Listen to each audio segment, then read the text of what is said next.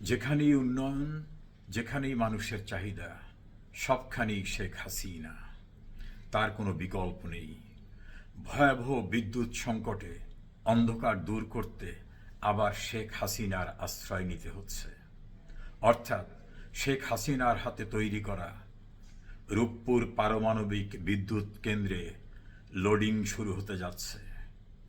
এই সন্ধিক্ষণ যার সৃষ্টি, তিনি আর কেউ নন, বাংলাদেশের উন্নয়নের রোল মডেল যিনি পরিণত করেছিলেন, যাকে উন্নয়নের ম্যাজিশিয়ান বলা হয়, তিনি বঙ্গবন্ধু কন্যা শেখ হাসিনা।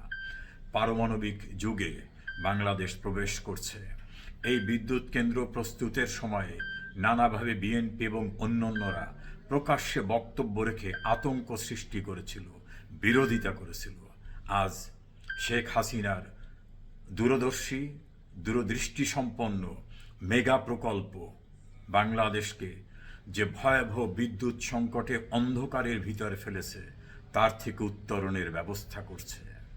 যদিও শেখ হাসিনা শতভাগ বিদ্যুতায়িত করে এসেছিলেন বাংলাদেশকে, কিন্তু তা ধরে রাখার যোগ্যতাও শেখ হাসিনাকে যারা উচ্ছেদ করেছে তাদের ছিল না।